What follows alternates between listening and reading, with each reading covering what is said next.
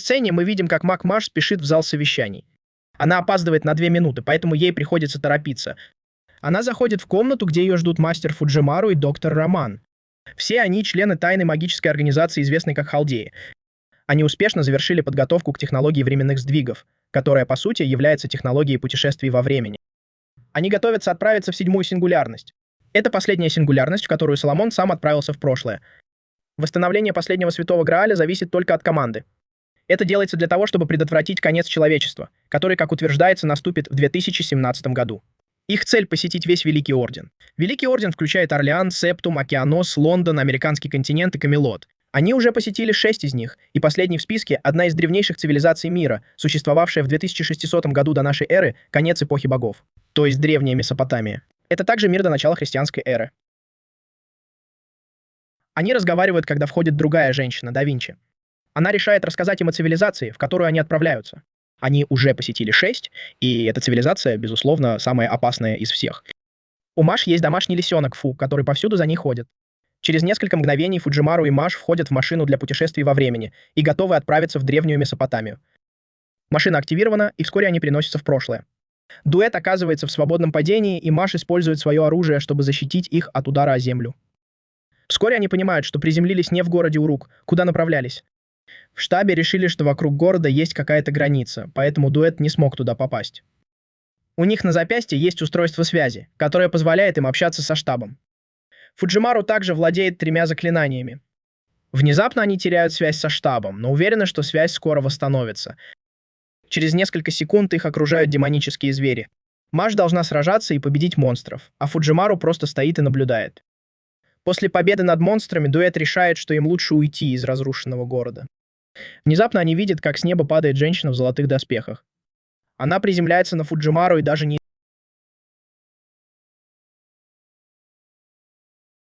В первой сцене мы видим, как Макмаш спешит в зал совещаний. Она опаздывает на 2 минуты, поэтому ей приходится торопиться. Она заходит в комнату, где ее ждут мастер Фуджимару и доктор Роман. Все они члены тайной магической организации, известной как Халдеи. Они успешно завершили подготовку к технологии временных сдвигов, которая, по сути, является технологией путешествий во времени. Они готовятся отправиться в 7-ю сингулярность.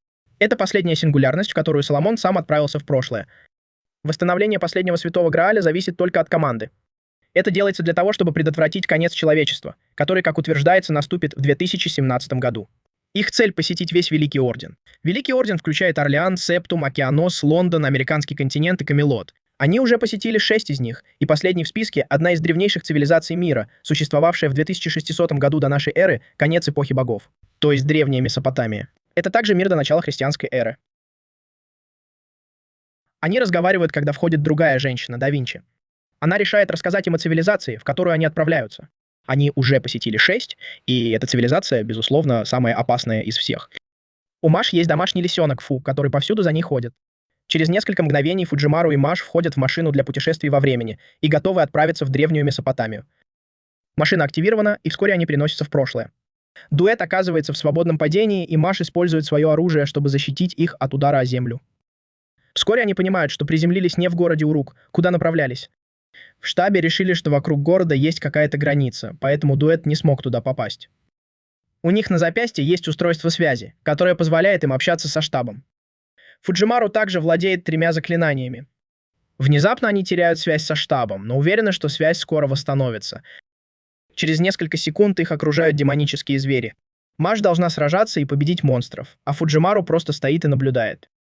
После победы над монстрами дуэт решает, что им лучше уйти из разрушенного города. Внезапно они видят, как с неба падает женщина в золотых доспехах. Она приземляется на Фуджимару и даже не извиняется. Она ведет себя высокомерно, как будто это Фуджимару виноват, что она упала на него. Женщина кажется удивлена, что дуэт ее не знает. Они говорят ей, что они не местные. Они рассказывают ей, зачем они здесь и на какую организацию работают.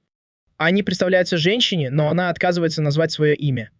В этот момент их снова окружает стая демонических зверей. Женщина без труда расправляется с ними.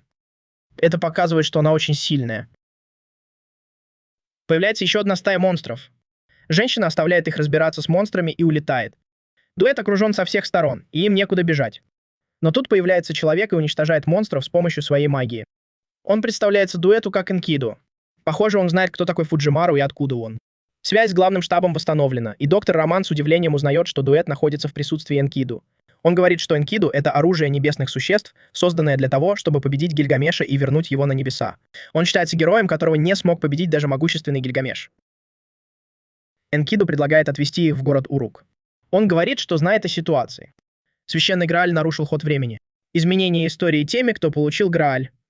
Король Маг создал из них сингулярности, чтобы разрушить основу человечества.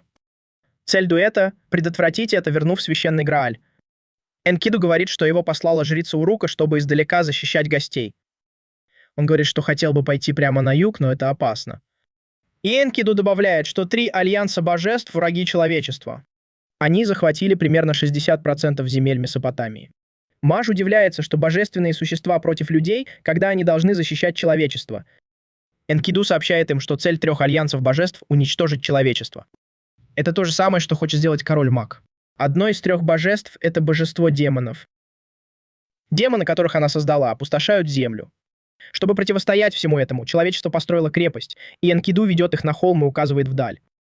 Он считает это надеждой человечества, последней и самой большой крепостью, защищающей 4 стороны света. Эта крепость известна как абсолютный демонический фронт, Вавилон. Энкиду добавляет, что солдаты на стене уже полгода сдерживают натиск демонических монстров. Энкиду продолжает вести их через лес. Он говорит, что на другой стороне есть пристань, откуда они могут отплыть. Маш удивляется, почему они уходят все дальше от Урука. В этот момент из леса появляются мужчина и женщина. Он уверяет их, что он не враг, и просто хочет поговорить. Он говорит, что заблудился и даже удивился, встретив людей на территории демонов. Энкиду спрашивает, не хочет ли он пойти с ними, потому что они направляются в Урук. Мужчина просит их представиться, и когда он слышит имя Энкиду, то говорит, что это большая проблема. Он объясняет, почему так сказал. Оказывается, царь Гильгамеш только что вернулся из похода за травой бессмертия. Он отправился в этот поход только после смерти своего друга Энкиду. Он вернулся из этого похода, а значит, его друг Энкиду уже давно должен был умереть. Энкиду понимает, что его раскрыли, и раскрывает свои истинные намерения. Он нападает на них, но им удается объединиться и попытаться его усмирить. Их атака на Энкиду оказывается бесполезной, потому что он гораздо сильнее их. Однако, когда Энкиду понимает, что попал под действие иллюзорных чар, он решает отступить. Энкиду также догадывается, что человек, который только что появился, маг, работающий на Гильгамеше. После исчезновения Энкиду маг говорит Фуджимару и Машу, что Энкиду работает на короля магов. Они не знают, настоящий ли он Энкиду, но он представляется именно так каждый раз, когда разрушает город. Маг решает представиться дуэту. Он уже собирается это сделать, когда Фу нападает на него и называет его Мерлином. Очевидно, зверь знает, кто он такой, и они знакомы. Мерлин — бывший наставник Фао. Женщину, которая пришла с Мерлином, зовут Анна. Они оба слуги. Анна очень сдержанная девушка, которая не любит много говорить. В штабе доктор Роман был шокирован тем, что дуэт столкнулся с Мерлином. Он говорит, что Мерлин — великий маг с острова Британия, рожденный от человека и инкуба. Известно, что Мерлин помог Альтриа Пендрагону зайти на трон и служил придворным магом. Мерлин рассказал, что его призвали в это время. Человек, который его призвал, его хозяин, и теперь Мерлин служит ему придворным магом. С другой стороны, Анна была призвана Граалем. Сейчас у нее нет хозяина, то есть она свободный слуга. Они с Мерлином встретились 2 дня назад и заключили контракт, чтобы достичь своих целей. Затем Мерлин уверяет дуэт, что он здесь, чтобы работать с Халдеей. Мерлин сообщает группе, что им нужно отдохнуть, чтобы продолжить путь в Урук на следующий день. Фуджимару протягивает Анне руку, но она отталкивает его и говорит, чтобы он не прикасался к ней. Это грубо, девочка. На следующее утро группа отправляется в Урук. Мерлин объясняет, что появление 3 божественных существ нанесло сокрушительный удар по городам. Поэтому все они эвакуировались в Урук. Вторжение демонических тварей на севере — самая серьезная проблема. Они уничтожают основные силы человечества. Вот почему король построил стену, чтобы защитить людей.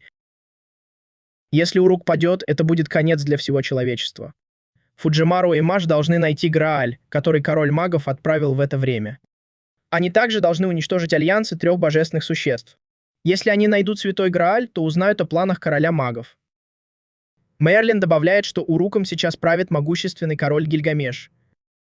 Он самый жестокий из древних королей. Он разорвал все связи с божественными существами, потому что считал их высокомерными. Гильгамеш также считает, что все сокровища мира принадлежат ему. Гильгамеш был героем, рожденным от божественного начала и человечества. После того, как он стал тираном, божественные существа создали Энкиду, чтобы наказать его. Но они стали друзьями.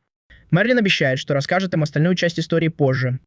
Вскоре они подходят к городским воротам, и их пропускают в город после того, как Мерлин показывает одному из стражников знак, который у него есть. Они поражены размерами и инфраструктурой города. Люди здесь тоже выглядят очень оживленными, и не похоже, что здесь идет война. В городе все спокойно, и у каждого есть чем заняться. Они осмотрят город позже, но сейчас им нужно встретиться с королем. Король сейчас в Зиккурате. Зиккурат — это храм и алтарь для жителей Месопотамии. Они входят в тронный зал, где король принимает ежедневные отчеты от своего помощника Судари. Мерлин берет Фуджимару за руку и ведет его к королю, чтобы представить. Кажется, король знает, кто такие Фуджимару и Маш, но он говорит, что хочет проверить их силу. Он вызывает их на бой.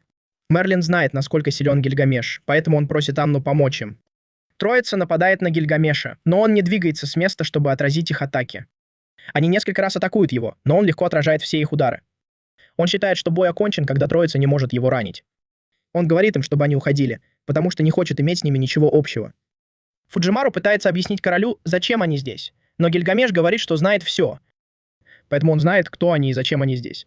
Чтобы еще больше их удивить, Гильгамеш достает Святой Грааль и говорит, что он у него. Он знает, что 3 альянса божественных существ тоже ищут Грааль. Гильгамеш считает Грааль частью своих сокровищ и не видит причин отдавать его Фуджимару. Тогда Фуджимару предлагает победить 3 альянса божественных существ в обмен на Святой Грааль. Гильгамеш слышит это и разражается смехом. Он не может поверить, что Фуджимару надеется победить 3 божественных женщин. В этот момент один из стражников заходит в зал и сообщает Гильгамешу, что одна из 3 божественных женщин, Иштар, направляется в город. Он не успевает договорить, как Иштар врывается через крышу. Фуджимару узнает в ней женщину в золотых доспехах. Гильгамеш насмехается над Иштар, говоря, что она все еще заботится о людях. Это приводит ее в ярость, и она атакует Гильгамеша магией, но Маш вмешивается и отражает атаку. Анна и Маш вступают в бой с Иштар, но она намного превосходит их и легко сбивает их с ног. Она уже собирается прикончить Анну, но Фуджимару встает у нее на пути. Внезапно Иштар меняет свое решение и решает пощадить ее. Она говорит Гильгамешу, что просто прогуливалась и решила заглянуть. Она садится на свое летающее устройство и улетает со слепительной скоростью. Гильгамеш хорошо знает Иштар и считает ее надоедливой. Гильгамеш говорит Фуджимару, что он не готов к халдейской экспедиции, но он может остаться в городе, если хочет помочь. После того, как они покидают тронный зал, Мерлин говорит Фуджимару, что им нужно продвигаться по службе, если они хотят попасть на аудиенцию к Гильгамешу. Судзери будет отвечать за их пребывание в городе. Она будет давать им задания. Достижение — это самый быстрый способ привлечь внимание Гильгамеша. Это включает в себя выполнение простых работ в городе. Судзери отводит их на базу, которая также считается халдейским посольством. После заселения Маш устанавливает голографический монитор для связи с главным офисом. Доктор Роман говорит Фуджимару, что им нужно быть осторожными, потому что они не знают, кто их враг. Они разговаривают, когда приходят несколько других магов-слуг. Вскоре после этого они садятся за стол, чтобы обсудить дела и выпить. Фуджимару удивляется, что Гильгамеш позвал нескольких слуг, чтобы они помогли ему. Среди слуг Бенкей, Леонид и Ушива Камару. Вскоре им приносят тарелку с бараниной, и Фуджимару говорит, что она очень вкусная и сочная. Анна больше всего беспокоится о пирожном с кремом, который ей подали. Она даже просит оставить немного на потом. Сидори разрешает ей это, но говорит, что она должна съесть его до полудня следующего дня. Через некоторое время Сидори рассказывает Фуджимару, что Гильгамеш видел, как умер Энкиду. После его смерти он похоронил его в подземном мире. Фуджимару спрашивает, знает ли Гильгамеш, что есть поддельная версия Энкиду, которая стала его врагом. Мерлин говорит, что Гильгамеш знает об этом, но они не встречались лично. На следующий день Фуджимару и Маш получают свое первое задание. Они должны помогать строителям делать кирпичи. Шли дни, и им давали все больше и больше заданий. Однажды Фуджимару спрашивает Анну, как она выживает. Все знают, что мастера, которые заключают контракт со слугами, делятся с ними частью своей магической энергии. Анна рассказывает, что она проснулась в лесу и сразу поняла, что делать. Ей нужно было только убить демонических зверей. Она убила их и использовала их души, чтобы поддерживать свое духовное начало. Фуджимару предлагает ей заключить с ним контракт, но она вежливо отказывается. В следующей сцене группа получает сообщение от Сидори, что у нее нет для них заданий на этот день. Это будет их выходной. Они должны провести его, наслаждаясь уруком. Поскольку это их выходной, Анна просит Фуджимару и Мажи сопроводить ее кое-куда. Они приходят в пещеру, где сражаются со злыми духами, обитающими внутри. Анна объясняет, что злые духи похожи на демонов, которые распространяются по всему городу. Затем Анна спрашивает Фуджимару, почему он может свободно общаться с людьми этой эпохи. Фуджимару говорит ей, что не видит разницы между ними и людьми из его времени. Он просто хочет помочь, и это самое главное. Прошел месяц с тех пор, как Фуджимару и Маш прибыли в Урук. Они уже привыкли к жизни в Уруке. У них есть ежедневные обязанности, и они больше не жалуются. После работы они возвращаются домой и видят бездомного в темном переулке. Они понимают, что он голоден и нуждается в помощи. Фуджимару предлагает помочь ему, и Маш соглашается. Фуджимару дает мужчине хлеб, чтобы он поел и утолил голод. Мужчина благодарит их за доброту и решает отблагодарить их. Он говорит, что скоро на Урук обрушатся 3 бури. Он продолжает: «Не сочувствуй ненавидящему, не радуйся радостному и не восхваляй страдающего». Сказав это, он исчезает без следа. Фуджимару и Маш понимают, что на Урук надвигаются бури. Той ночью Фуджимару не может уснуть и выходит на улицу, чтобы подумать о том, что сказал ему старик. Вскоре к нему присоединяется Маш. Фуджимару рассказывает о людях, которых они потеряли во время путешествия. Он вспоминает, что они потеряли и директора. Маш пытается утешить его, говоря, что все потери были не напрасны. Они смогли восстановить 6 аномалий. Фуджимару задается вопросом, всегда ли он принимал верные решения. Маш уверяет его, что все его решения до сих пор были правильными, поэтому она всегда будет рядом, чтобы поддержать его. Фуджимару благодарит ее за доверие, а затем уверяет, что тоже будет верить в свой выбор. На следующее утро Фуджимару и его команда приходят к Гильгамешу в его покое. Когда они входят в тронный зал, Гильгамеш держит в руках Грааль. Гильгамеш хвалит их за проделанную работу. Он признает их достижения. Затем он приказывает им отправиться в город Ур и выяснить, что там происходит.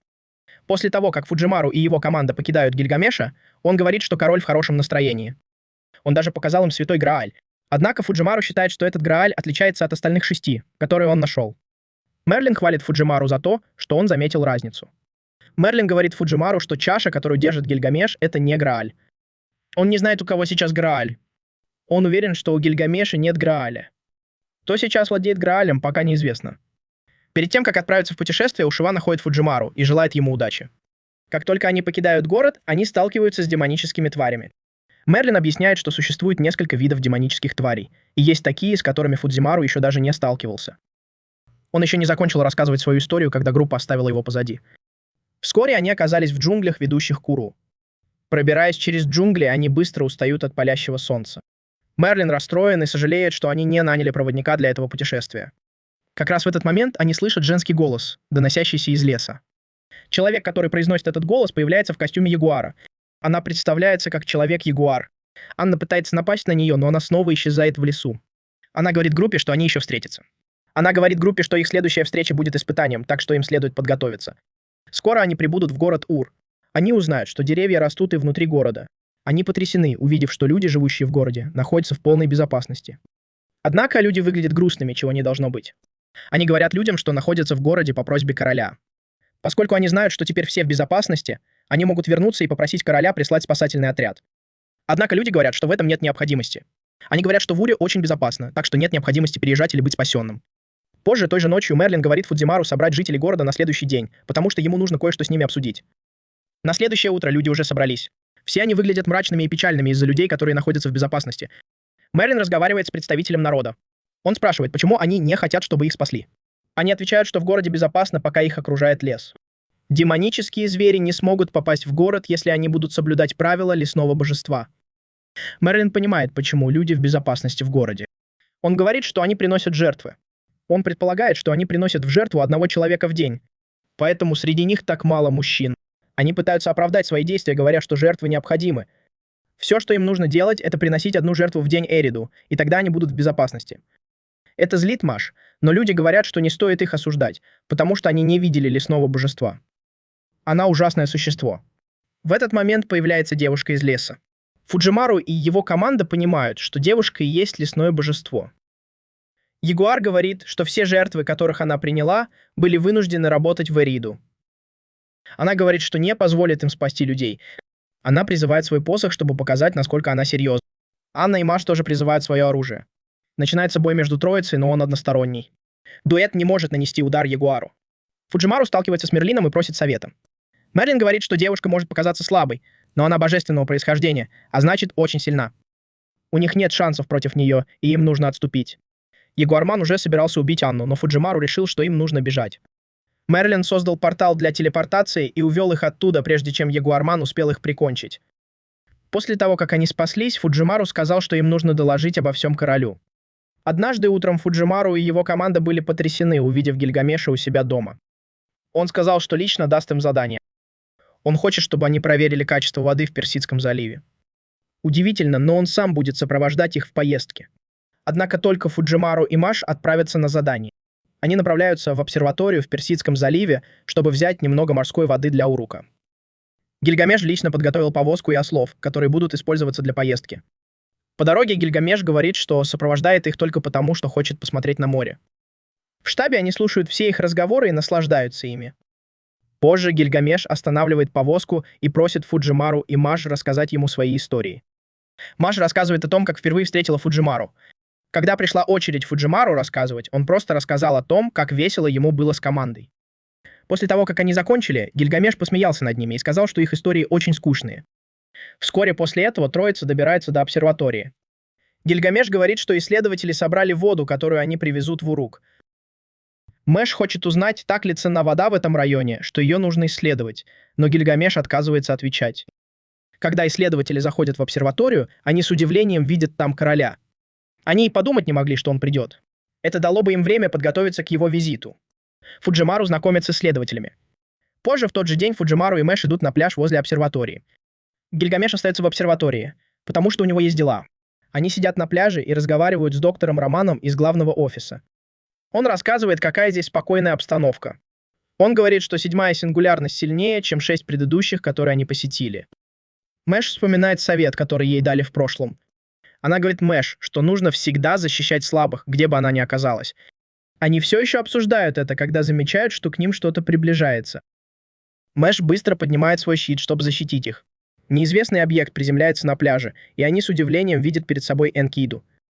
Энкиду подходит к ним и удивляется, что они отправились в опасное место без сопровождения. Он говорит, что они правы, и что он на самом деле не настоящий Энкиду. Он говорит, что он враг людей, пока его не уничтожат. Он создает бесконечное количество лезвий и стреляет ими в Мэш и Фуджимару. Мэш пытается защитить их своим щитом, но этого недостаточно. Ее сбивают с ног. Она почти победила, но Фуджимару отталкивает ее. Акиру создает клинок, который мог бы уничтожить их обоих, если бы не своевременное вмешательство Гильгамеша. В тот момент, когда он смотрит на Гильгамеша, Эндоку хватается за голову, как будто ему больно. Между ними начинается бой. Фуджимару и Маж пытаются сказать Гильгамешу, что ему нужно быть осторожным, потому что он сражается с самозванцем Энкиду. Энкиду говорит, что он самое могущественное существо на планете, и никто не может ему противостоять. Энкиду добавляет, что Гильгамеш — враг его матери.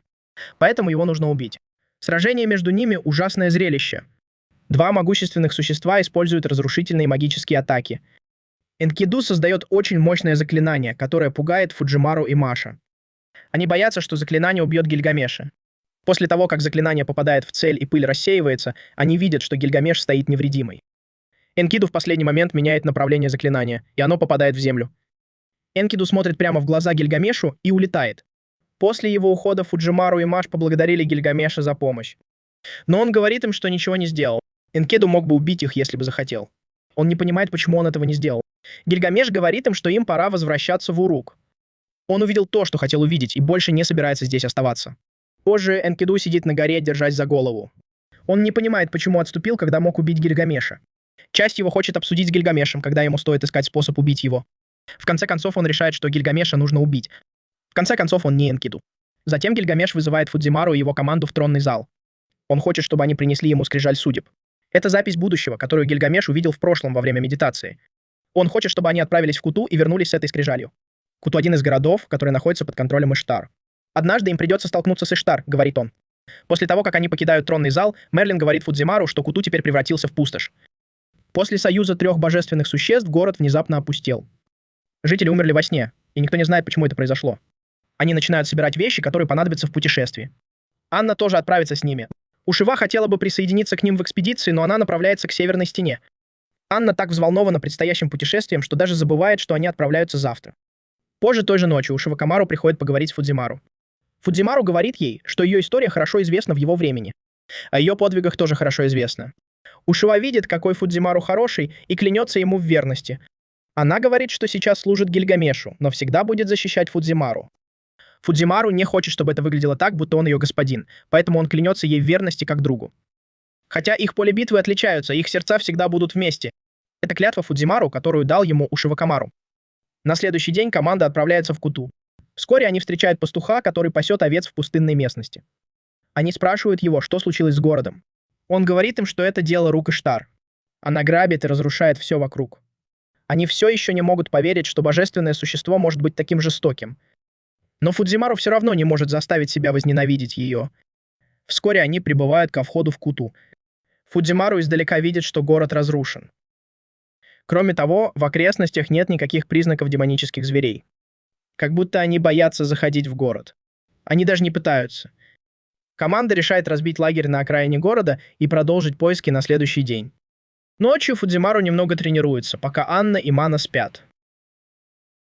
Он знает, что Маш защищает его, но хочет быть полезным. На следующее утро группа входит в город. Город может быть и маленьким, но он все равно слишком велик для поиска табличек. Поскольку звери не заходят в город, они решают разделиться и поискать таблички. Они должны найти их до наступления темноты, иначе у них будут проблемы. Они также рассчитывают на Фу, потому что он может и не выглядеть сильным, но на самом деле он очень силен. Вскоре они разделяются, чтобы найти таблички. Вскоре, после этого Фудзимару кажется, что он увидел позади себя человеческую тень. Он начинает искать аномалию. Вернувшись в штаб-квартиру, они потеряли связь с Фуджимару. Он идет по следу аномалии и попадает в пещеру. Внезапно его окружают скелеты в черных мантиях. Они говорят ему, что он в подземном мире, и ему здесь не место. Похоже, что люди в черном — это призраки. Они собираются напасть на Фуджимару, но их лидер останавливает их. Оказывается, их лидер — тот самый старик, которому Фуджимару отдал хлеб. Он знает, что Фуджимару попал в подземный мир не специально. Поэтому он решает вернуть Фуджимару в мир живых. Он передает Фуджимару сообщение для мага. Он говорит Фуджимару, что в подземном мире все в порядке. Перед тем, как вернуться, он представляется как Зиусу. Вскоре после этого Фуджимару открывает глаза и оказывается в окружении своей группы. Удивительно, но у Фуджимару в руках планшет судьбы. Фуджимару передает Мерлину сообщение, которое ему передал Зиусу. В этот момент к группе приближается магическая энергия. Оказалось, что это Иштар. Она говорит, что слышала, как они расспрашивали пастухов. Она оправдывается, говоря, что деньги, которые она собирает с фермеров, это плата за спасение их от демонических тварей. Иштар устала и сразу же нападает на группу. Фуджимару использует себя как приманку. Иштар бросается за ним, но она использует свою цепную атаку, чтобы поймать ее, и она падает на землю. Иштар смотрит вверх и теряет сознание. Вскоре она приходит в себя и обнаруживает, что связано. Фуджимару говорит, что у них есть несколько вопросов к ней относительно союза божественных существ.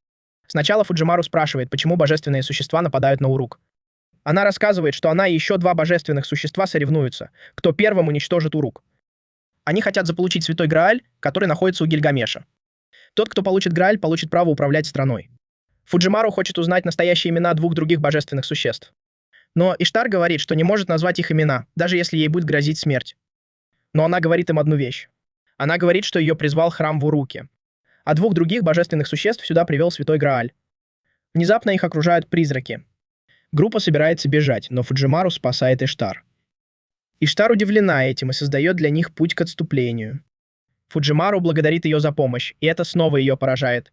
Однажды ночью Фуджимару просыпается от кошмара. Он видит себя перед королем магов Соломоном.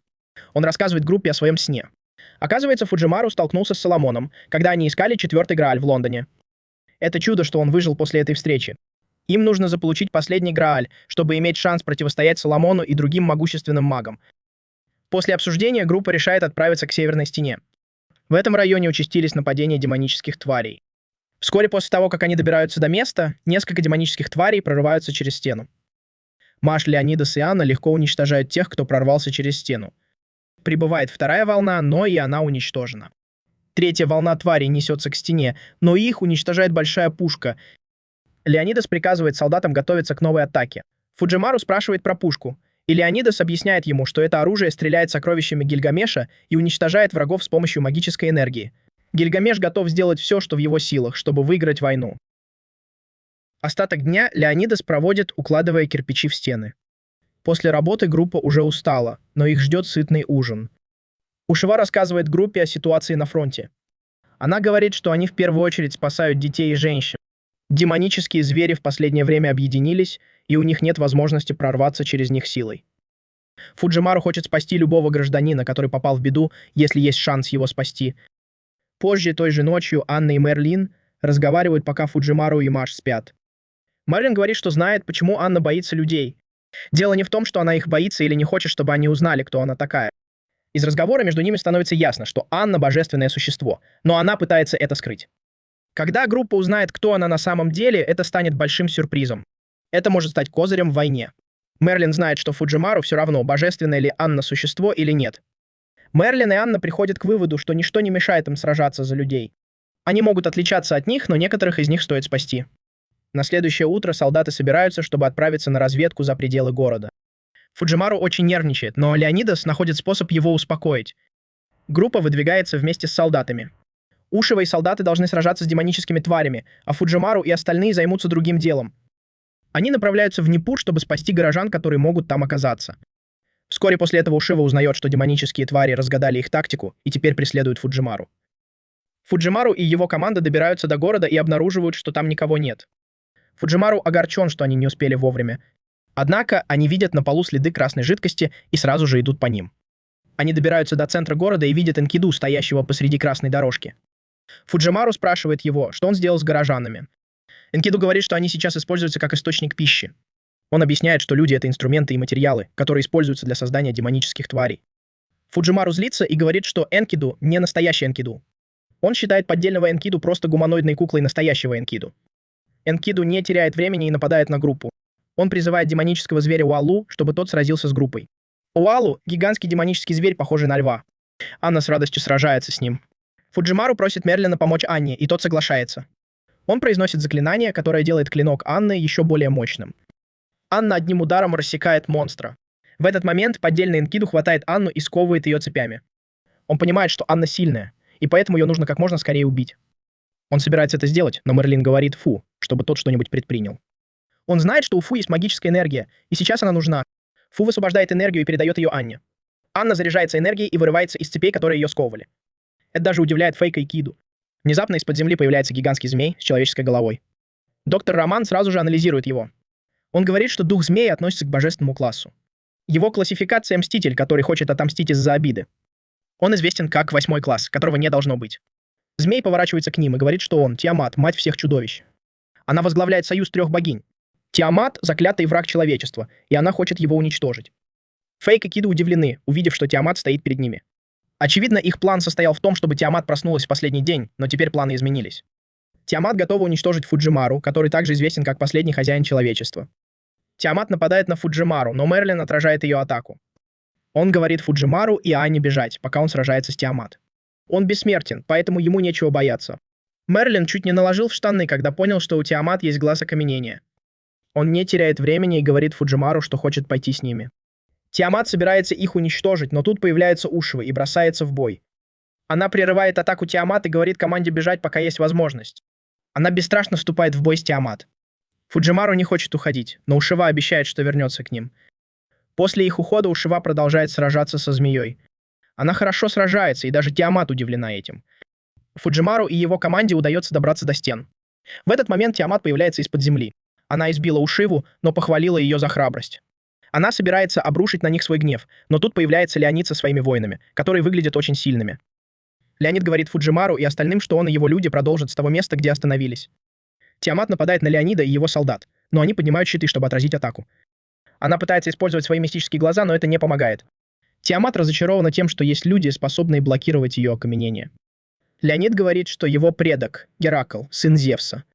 Леонид — царь Спарты, страны, которую хвалит Арес.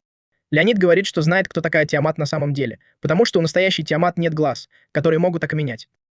Атака Тиамат уничтожила всех людей Леонида, остался только он. Леонид использует свою самую мощную атаку, чтобы сразиться со змеем. Он проходит сквозь змея и называет ее настоящее имя — Гаргона. Леонид медленно превращается в пыль и падает на колени. Как только Леонид умирает, Ушива встает, узнав, кто такая Гаргона. Она тоже использует свои сильнейшие заклинания и навыки владения мечом, чтобы сразиться с Гаргоной. Она бегает вокруг змеи и наносит удары с невероятной скоростью. Она вкладывает в это все свои силы, но в конце концов Гаргона побеждает ее. Это шокирует Фудзимару, потому что никто не думал, что змей окажется таким могущественным. Гаргона готова уничтожить Урук и все, что в нем есть, но Энкиду останавливает ее. Он говорит, что люди им пока нужны. Рождение зверя все еще зависит от них. Гаргона говорит Фудзимару и остальным, чтобы они поблагодарили ее сына за то, что он ее остановил. Но она вернется через 10 дней, чтобы уничтожить Урук и все остальное. После ее ухода Фудзимару спрашивает Энкиду, каковы его истинные намерения. Затем он называет свое настоящее имя — Кингу. Кингу известен как божественное существо, которое в вавилонской мифологии возглавляло потомство Тиамат. Кингу говорит, что он был создан, чтобы заменить людей. Он — новое поколение человечества. Рассказав им все это, он тоже уходит. Они возвращаются к стене, где все солдаты подавлены из-за смерти Лануа.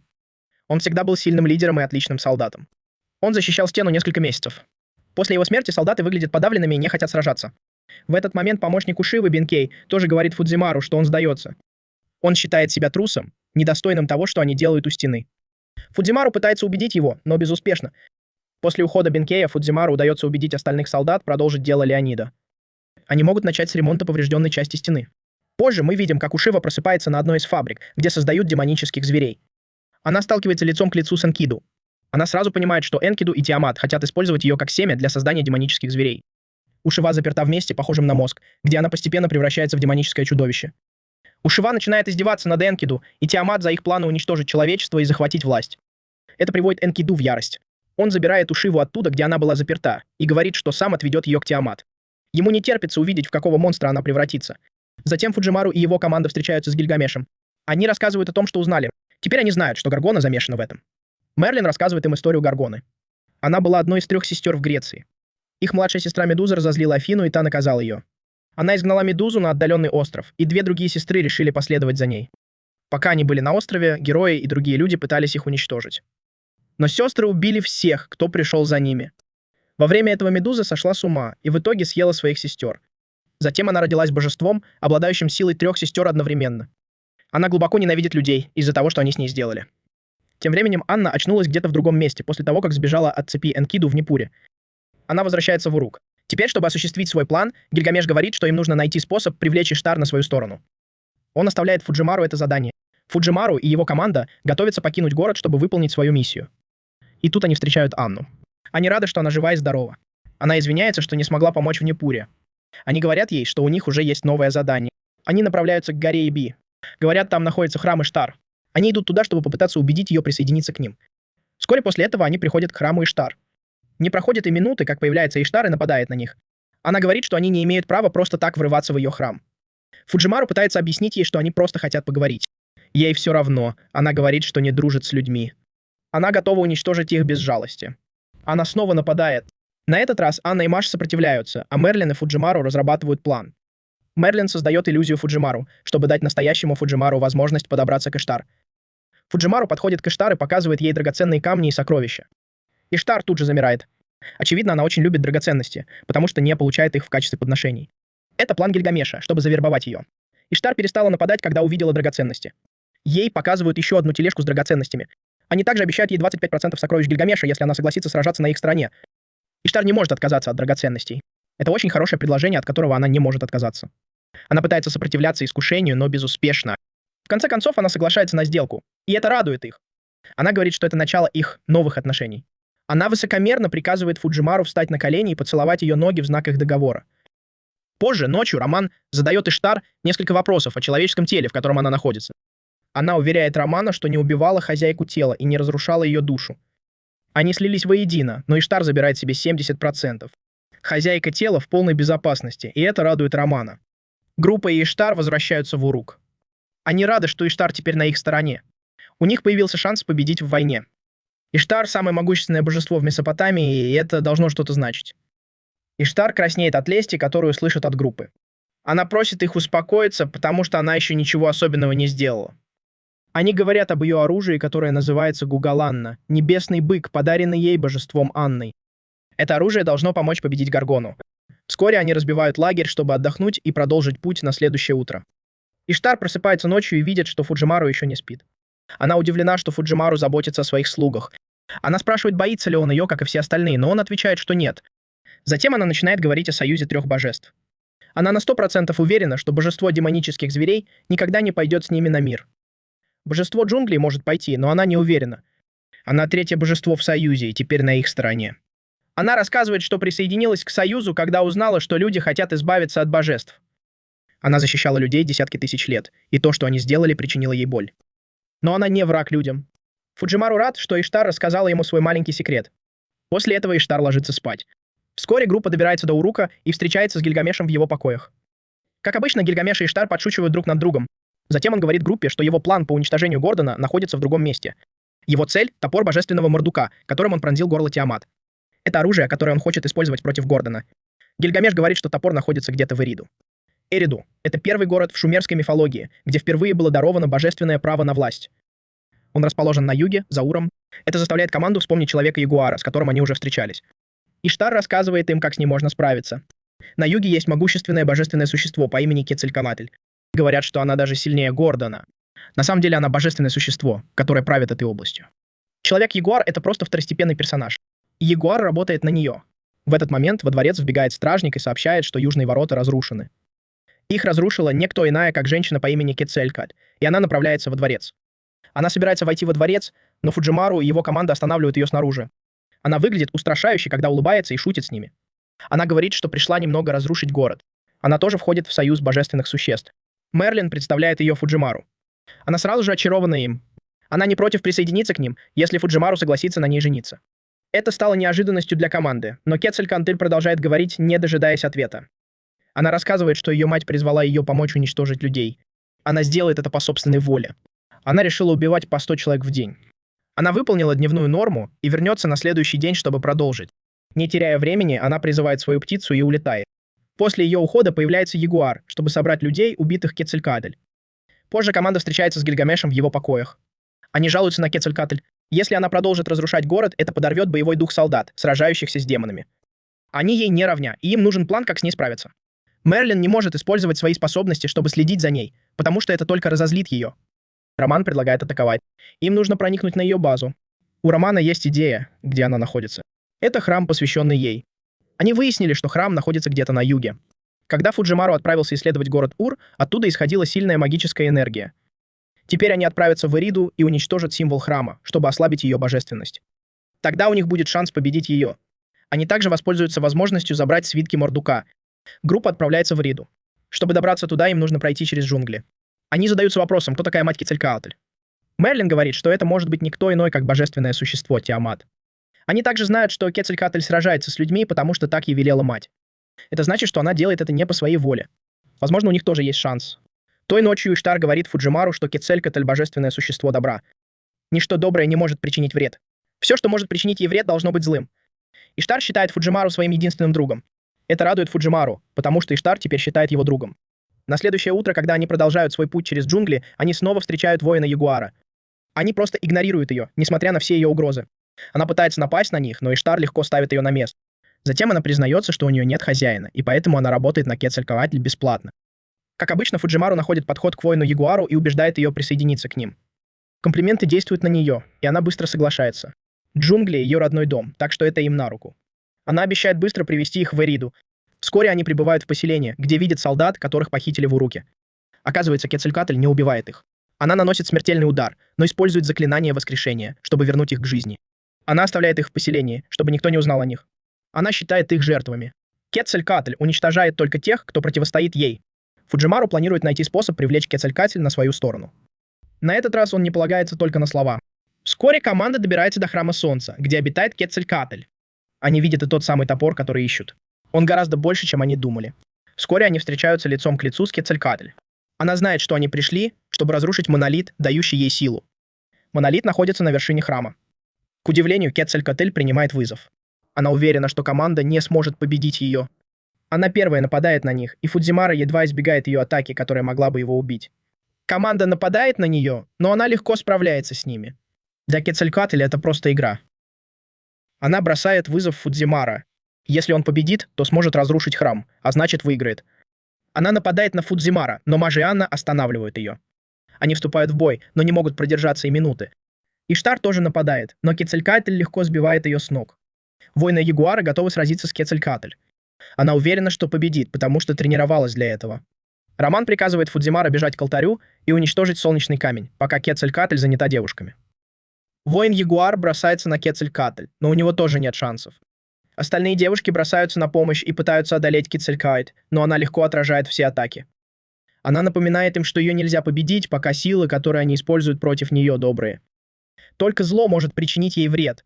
Даже ее союзник Иштар устал от нее. Фуджимару наконец-то добирается до вершины алтаря. В то же время Кецалькоатль заканчивает разбираться с Иштар и остальными. Роман говорит Фуджимару, что нужно уничтожить монолит, пока она не добралась до вершины алтаря. Фуджимару отказывается, потому что думает, что знает, чего хочет Кецалькоатль. Он говорит, что она хочет только победы. Он бросает свое оружие, чтобы Кецалькоатль это увидела. Затем он просит Иштар забрать его на небо, и она соглашается. Фуджимару начинает падать на землю, пытаясь покончить с собой. Он теряет сознание, а когда приходит в себя, видит, что над ним стоит Кецалькоатль. Она спасла его от смерти, и божественное существо спрашивает, откуда он знает, что она его спасет. Фуджимару говорит, что знает, что Кецалькоатль не ненавидит людей. Она впечатлена Фуджимару, и Кецалькоатль говорит, что теперь он ее хозяин. Это значит, что Кецалькоатль покинула союз божественных существ, чтобы присоединиться к Фуджимару.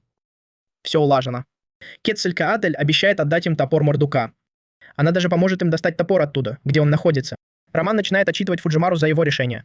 Он говорит, что его последний выбор мог привести к положительным результатам, но ему нужно быть осторожным и не совершать необдуманных поступков.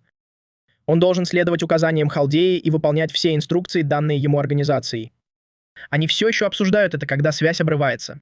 Роман расстроен, потому что связь прервалась, когда он пытался поговорить с Фуджимару. После разговора с Романом Маш подходит к Фуджимару и говорит, что, по ее мнению, Роман что-то скрывает. Роман сказал ей то же самое перед тем, как они отправились в Месопотамию. Но они верят, что у него есть веская причина скрывать это. Той ночью Иштар находит Фуджимару, который сидит один. Она садится рядом с ним. Она хвалит Фуджимару за его храбрость. Благодаря этому он смог подружиться с еще одним божественным существом. Она замечает, что Фуджимару выглядит уставшим. Он говорит ей, что работает с тех пор, как произошел сдвиг в измерениях. Иштар удивлена, что люди действительно пытаются остановить войну. Фуджимару удалось вернуть другие сингулярности. Вскоре после этого Фуджимару засыпает, и Иштар позволяет ему спать у нее на коленях. Пока он спит, она обещает всегда защищать его. На следующее утро Фуджимару просыпается полным сил. Когда они подходят к городским воротам, к ним подбегает Сидори. Кажется, что-то случилось. Она выкрикивает имя Гильгамеша и говорит, что все в беспорядке. Сидори рассказывает, что она вышла из тронного зала, когда король жаловался, что слишком много работает. Она возвращается в зал и обнаруживает, что король мертв. Это шокирует всех, потому что Гильгамеш почти не может умереть от усталости. Сидори продолжает, говоря, что в городе тоже умирают люди. Затем Квецалькороть говорит, что у нее есть идея, что происходит. Она говорит, что происходящее сейчас явление – результат силы Эрешкигаль. Эрешкигаль – тоже божественное существо, она королева Кура. Ее сила – это запах сна. Эта сила забирает души уставших и изможденных людей и уносит их в Кур. Она рассказывает, что Эрешкигаль – одна из 3 богинь. Это стало для них шоком, потому что Иштар считалась 3-й в этом союзе. Затем Иштар говорит им, что ее нет в этом союзе. В союз входят Гаргона, Кецалькоатль и Эрешкигаль. Тогда до группы доходит, что Эрешкигаль призвали одновременно с Иштар. Иштар известна как богиня жизни на земле, а Эрешкигаль – богиня смерти. Их силы исходят от одного божества, а значит, Эрешкигаль была активна в ядре с тех пор, как призвали Иштар. Это объясняет смерть Гильгамеша. Значит, они могут что-то сделать с гибелью короля, если в этом замешана Эрешкигаль. Поскольку тело Гильгамеша не было похоронено, им нужно только победить Эрешкигаль, и душа Гильгамеша освободится. Им нужно отправиться в подземный мир, где сила героев бесполезна. Иштар беспокоится, что Фуджимару не боится того, во что он собирается ввязаться. Фуджимару говорит, что решит, будут они сражаться с ней или нет, когда они встретятся. Иштар сама отведет их в подземный мир. Эрешкигаль – верховная правительница подземного мира. Иштар говорит Анне, Кецалькоатлю и Мерлину, чтобы они остались в мире живых на случай, если что-то пойдет не так. Они смогут договориться о возвращении Маши и Фуджимару в мир живых. Анна говорит, что начнет расследование причин болезни в городе, пока их не будет. Иштар, Маш и Фуджимару вскоре прибывают в Куту. Иштар пытается еще раз отговорить Фуджимару, но он говорит, что уверен, что Эрешкигаль неплохая богиня. Иштар активирует свою силу, чтобы попасть в подземный мир, и это ей удается. Наблюдатели из штаб-квартиры могут видеть их, но не могут с ними общаться. Фуджимару шокирован тем, что Кур находится под Кутой. Они спускаются все глубже в подземный мир и видят души и клетки, которые освещают дорогу. Иштар говорит, что дворец Эрешкигаль находится прямо перед 7 воротами. Фуджимару удивляется, как Иштар хорошо ориентируется в подземном мире, если ее божественная сила там не действует. Иштар рассказывает, что однажды она пришла в подземный мир, чтобы сразиться с Эрешкигаль, но потерпела поражение. Это было худшее поражение в ее жизни. С тех пор она не может смотреть Эрешкигаль в глаза. Вскоре они подходят к воротам. Иштар говорит Фуджимару, что ворота зададут им вопрос, на который нужно ответить честно. К удивлению Фуджимару, ворота спрашивают, кто красивее, Иштар или Эрешкигаль. Сначала Фуджимару выбирает Иштар, и ворота наносят ей сокрушительный удар, от которого она слабеет. Затем Фуджимару выбирает Эрешкигаль, и ворота открываются. Они идут уже довольно долго, Фуджимару устал, но Маш пытается его подбодрить. Иштар говорит, что у них остался всего 1 переход, потому что они уже прошли 6. В этот момент из тени появляется Гильгамеш. Он говорит, что на самом деле он умер, но ему удалось спрятаться от сборщиков душ, и он ждал своего часа. Он тоже хорошо ориентируется в подземном мире. Гильгамеш видит, что Иштар уменьшилась и спрашивает, почему. Маш отвечает, что Эрешкигаль прокляла ее, когда она в последний раз была в подземном мире. Вот почему она уменьшается с каждым переходом через ворота. Но у нее все еще есть способность к левитации, и Иштар выглядит как милая маленькая пикси. Группа продолжает свой путь. Гильгамеш говорит, что не может покинуть подземный мир без разрешения Эрешкигаль. Эрешкигаль обладает определенной властью в подземном мире, а Иштар там совершенно бесполезна. Мэш и Фуджимару — единственные, кто может сразиться с ней, пока они там. Они все еще живы, так что у них есть шанс. Мэш жалеет Эрешкигаль, потому что она не может покинуть подземный мир, который ей доверили. Она не встречала новых людей и не видела новых мест с тех пор, как оказалась в подземном мире. В этот момент Иштар говорит группе, что они прибыли во дворец Эрешкигаль. Перед ними просто пустырь. Эрешкигаль появляется из-под земли, и ее вид пугает.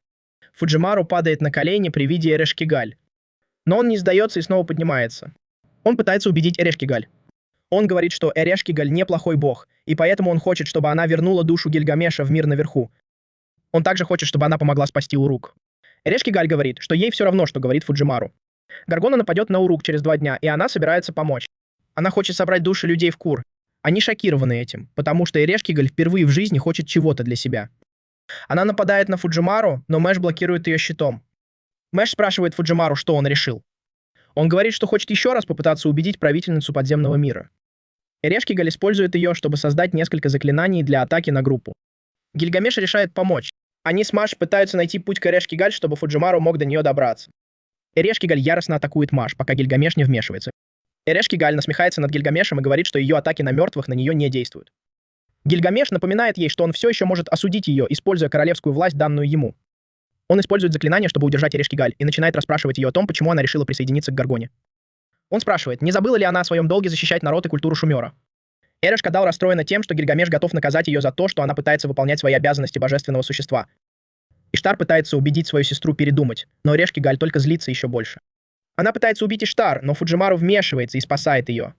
Эрешкигаль говорит, что она усердно выполняла порученную ей работу, пока ее вторая половина свободно бродила по небесам. Ей обидно, что ее не похвалили за работу. Она собирала души десятки тысяч лет. Она просит Фуджимару похвалить ее, но он отказывается. Он говорит, что это ранит ее гордость. Эрешкигаль злится еще больше и теряет самообладание. Она готова убить любого, включая Фуджимару. Фуджимару говорит, что она лжет и что на самом деле она хочет защитить людей. Однако он не позволит ей потерять себя. Затем Фуджимару использует свою власть, чтобы дать Маш больше сил, чтобы защитить Эрешкигаль от необдуманных поступков. Маш получает огромную силу, которая превращает ее щит в гигантский и создает энергетический взрыв, ослабляющий Эрешкигаль. Взрывная волна стихает, и когда пыль оседает, Эрешкигаль предстает перед нами в человеческом обличии, а не в виде скелета. Эшкигаль спрашивает, откуда Фуджимару узнал, что она лжет. Он отвечает, что знал, что Эрешкигаль всегда беспокоилась о людях.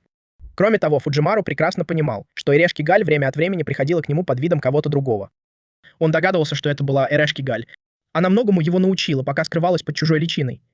В этот момент из-за спины появляется меч и молниеносно пронзает Эрешкигаль. Она падает на землю, а человек, держащий меч, оказывается Зиусу. Иштар нападает на него, но он просит ее успокоиться. Удар не убил ее, но разорвал союз, который она заключила с Гаргоной. Через несколько секунд Эрешкигаль встает, с ней все в порядке. Зиусу говорит, что он друг из далекой страны.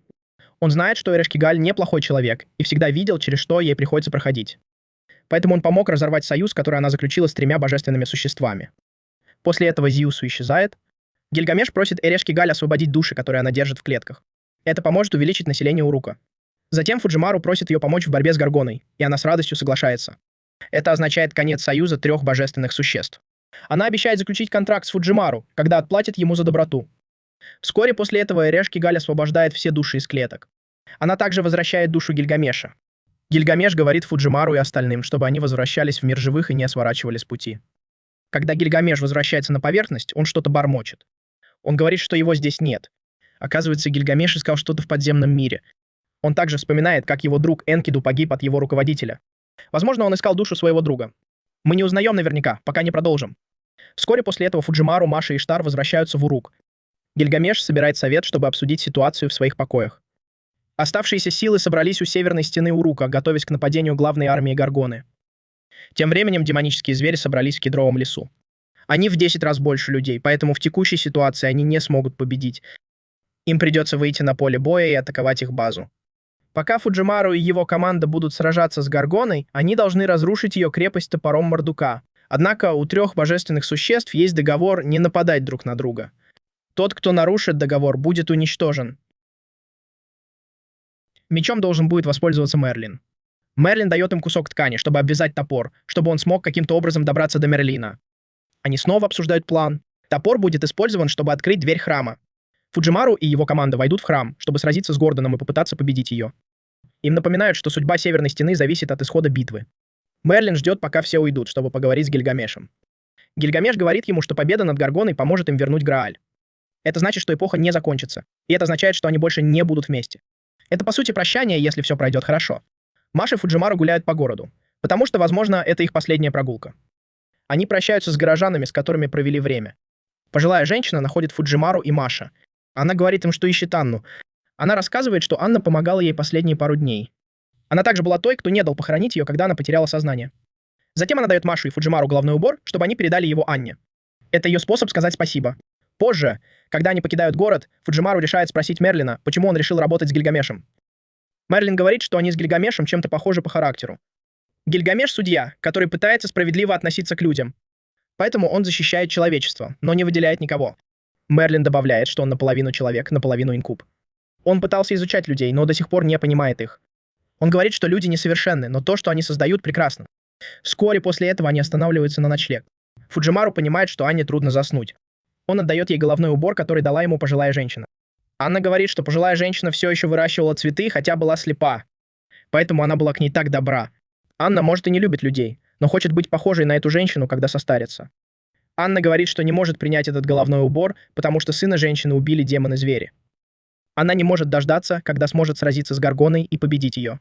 Поэтому она здесь, и больше ничего. На следующее утро все, кто был у стены, начали сражаться с демоническими тварями. Воин-ягуар, кажется, наслаждается этим больше всех. Через несколько мгновений к битве присоединяется король.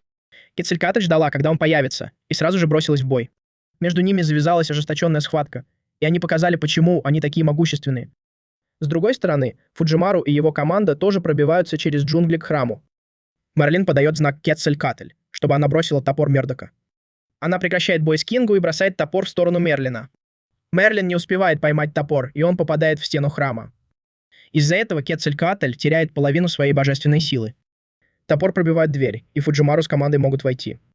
Кингу понимает, что происходит, и бросается обратно в храм. Они входят в храм и видят несколько семян, которые Гаргона использует для создания своих демонических тварей. Маш хочет их уничтожить, но Фуджимару останавливает ее. Он говорит, что победа над Гаргоной важнее всего. Это их цель, и они не должны отвлекаться. Вскоре они добираются до самой глубокой части храма. Гаргона выбирается из своего кокона. Она такая огромная, что группа кажется рядом с ней насекомыми. Она говорит, что собирается убить все человечество, а потом умереть. Ее ведет жажда мести. Она пытается убедить Фуджимару, но он не хочет ее слушать. Иштар говорит, что Гаргоне просто повезло, что она получила силу Грааля. Иштар добавляет, что настоящей матери не нужны создания, чтобы создавать демонических существ, как это делает Гаргона. В этот момент Анна выходит вперед и говорит, что готова использовать свою божественную силу, которую она сдерживала все это время. Она собирается использовать свои мистические глаза, чтобы противостоять глазам Гаргоны. Между ними начинается ожесточенная битва. Гаргона изо всех сил старается не дать Анне посмотреть ей в глаза. Кажется, что Гаргона очень сильна. Она швыряет Анну по всей комнате. Остальные члены команды присоединяются к битве, чтобы помочь Анне. Гаргона все еще кажется сильнее их. Она противостоит всей группе. Она говорит им, что они не должны называть ее Гаргоной. Она говорит, что она Тиамат, изначальное божественное существо. Однако Анна не соглашается с ней и говорит, что она Гаргона, убийца героев. Анна вынуждена сделать то, чего не хочет. Она атакует Гаргону своим смертоносным оружием. Она прыгает на Гаргону и вонзает косу ей в голову. Она называет Гордона своим вторым «я» и говорит, что они оба умрут. Оружие вонзается в голову Гаргоны, и она начинает распадаться. Она падает в пропасть, и Анна падает вместе с ней. Фуджимару пытается спасти ее, но Иштар говорит, что она погибла. Она больше не получает от них никаких божественных посланий, а это значит, что они исчезли из этой эпохи. Мерлин говорит группе, что оружие Анны настолько мощное, что может убить даже бессмертных. Вот почему она принесла с собой оружие в эту эпоху. Она выполнила свою задачу и теперь исчезла. Группа обнаружила, что Гаргона не владеет Граалем. Она просто черпала из него силу, чтобы вернуть себе утраченную божественность. Поскольку Грааль у нее больше не в руках, вопрос о том, у кого он сейчас, остается открытым.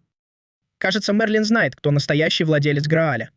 Он говорит об этом, когда Кингу врывается в комнату. Кингу понимает, что Гаргоны больше нет.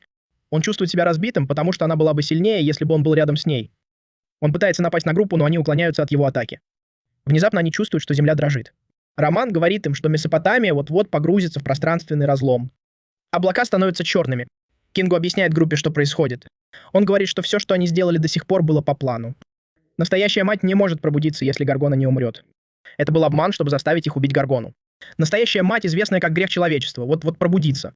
Мерлин ранен после предыдущей атаки Кингу и чувствует себя очень слабым. Кингу прощается и вылетает из комнаты. Мерлин говорит Фудзимару, чтобы тот скорее возвращался в Уру. Он говорит, что она пробудилась, но еще не начала двигаться. Он просит Фудзимару передать Гильгамешу сообщение. Одно из чудовищ контрсилы, которое пожирает человечество и может быть побеждено только 7 великими, пробудилось ото сна. Море жизни, изначальная мать, одно из 7 зол человечества и одно из чудовищ первородного греха пробудилось. Вокруг Мерлина сияет яркий свет, и, сказав это, он исчезает. В штабе тоже заметили магическую энергию, исходящую из Персидского залива. Их тысячи, и они направляются в Урук. Фуджимару говорит Иштар, чтобы она летела в Урук впереди них. Кицалькора прилетит за Фуджимару и Машем на полпути. Вскоре после этого они прибывают в город и обнаруживают, что монстры начали разрушать его со всех сторон. Эти существа не похожи на тех монстров, к которым они привыкли. Нужно как можно скорее найти путь к Зиккурату. Оказывается, эти существа — новые люди, о которых говорил король магов. Они добираются до Зиккурата, чтобы поговорить с Гильгамешем. Гильгамеш говорит солдатам, что они могут остаться или уйти. Все, кто хочет остаться, должны подготовиться к битве.